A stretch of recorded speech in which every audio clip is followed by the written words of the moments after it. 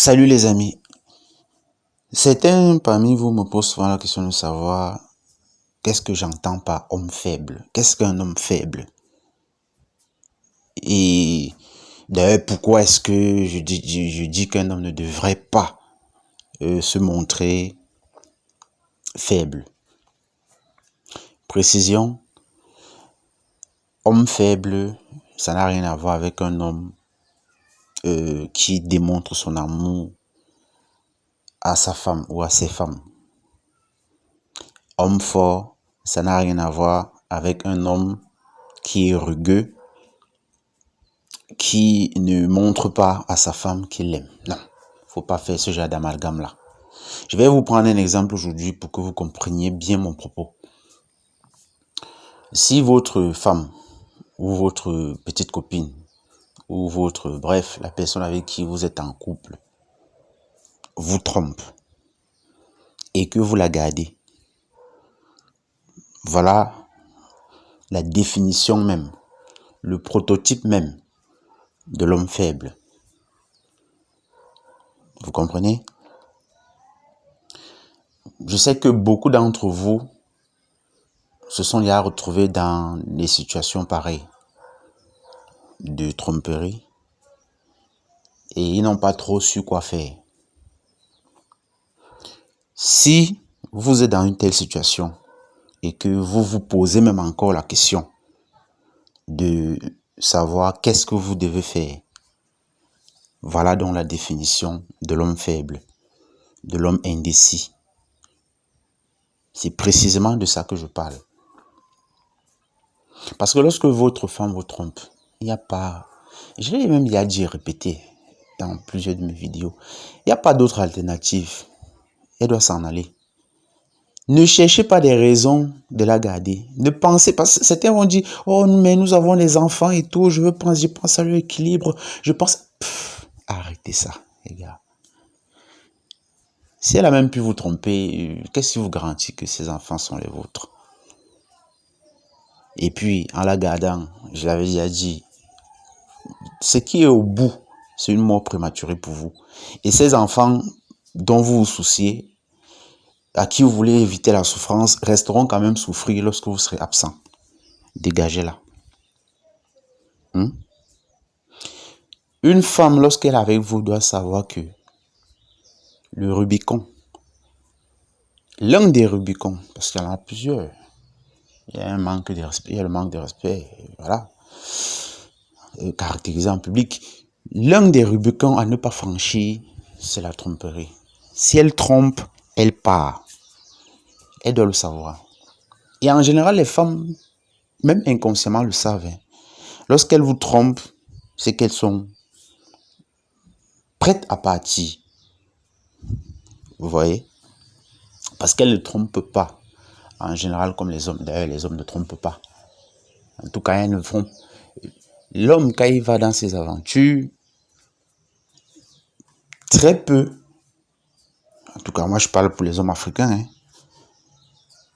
il n'y aura pas d'incidence sur le fonctionnement de son foyer. Je dis, il continuera à s'occuper parfaitement de sa femme et de ses enfants. Vous voyez? Parce que l'homme sait partitionner le sexe des émotions. Chez l'homme, le sexe en général est purement mécanique. C'est pour ça que l'homme peut coucher un peu avec tout le monde. Vous voyez? Sans aucun engagement. Or, chez la femme, le sexe est en général conditionné par un attachement, une forme d'engagement. Donc, vous comprenez que lorsque votre femme vous trompe, elle s'est attachée à quelqu'un là dehors. Et l'expérience a démontré que si cette personne-là lui demande de vous tuer pour qu'il puisse vivre leur romance tranquille, elle va le faire. J'ai d'ailleurs produit à 60% un ouvrage qui parle de cette thématique-là, de 20 cas, voilà, parmi lesquels certains cas où des femmes avec des amants ont tué leur mari. parce que l'amant, quelque part, a estimé que le mari était devenu l'empêcheur de tourner en rond. Je ne sais pas si vous voyez. Donc, c'est précisément cela.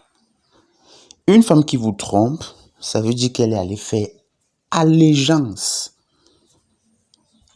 à un autre souverain. C'est ce souverain-là qui contrôle désormais ses émotions. Vous savez que les femmes sont des êtres d'émotion. Ce souverain-là, s'il tel est son souhait, elle peut mettre fin à vos jours pour pouvoir vivre sa romance au grand jour avec lui. Alors que chez l'homme, ce n'est pas le cas.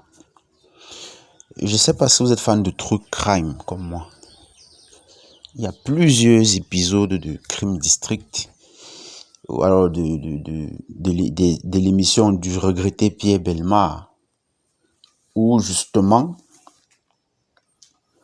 la trame c'était les couples à trois, c'était le mari, la femme et l'amant, et ça se finissait comment? Toujours par le meurtre du mari.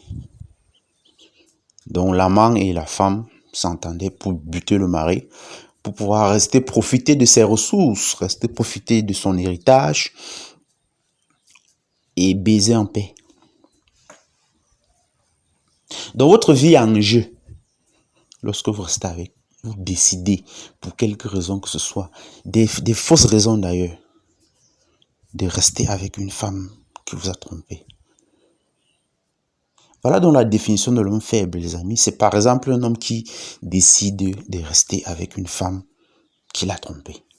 Peu importe cette femme d'ailleurs, peu importe son statut, qu'elle soit sa femme légitime, qu'elle soit sa petite copine, ou bref, la personne avec qui il est en couple.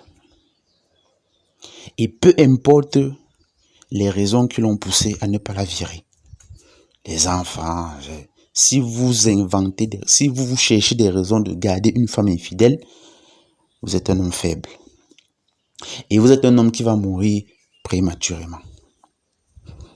Donc j'espère que à travers cet exemple-là, vous comprenez où je vais aller. J'ai parlé aussi du manque de respect caractérisé. Une femme qui vous crie dessus. Une femme qui méprise vos parents.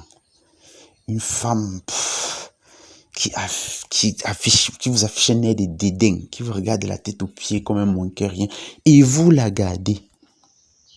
Vous êtes un homme faible qui veut rester dans son confort plutôt que d'affronter son état naturel qui est la solitude, plutôt que d'affronter le regard social qui, pense-t-il, va peut-être le juger d'avoir divorcé. Vous êtes un homme faible. C'est un homme faible qui se soucie de ce genre de paramètres.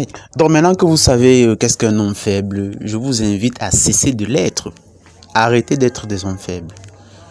Le monde va s'écrouler s'il y a de plus en plus d'hommes faibles tels qu'on constate là. Hein? Un simp, un homme faible est un danger, pas seulement pour lui-même. Nous devons lutter contre la faiblesse des hommes parce que un homme faible, malheureusement, n'est pas un danger pour lui seulement. Il est un danger pour la communauté entière, pour le monde entier. Le monde a été bâti par les hommes. Et si aujourd'hui, les hommes faibles prolifèrent, où est-ce qu'on va? Le monde va à sa perdition. C'est pas aux femmes qu'on va confier les rênes du monde. Ça ne marchera pas. Les rênes du monde sont aux mains des hommes. Donc nous avons besoin d'hommes forts. Et n'oubliez jamais, les amis, une mauvaise femme tue plus que le cancer. Retenez cette parole. Une mauvaise femme tue plus que le cancer. Allez, ciao!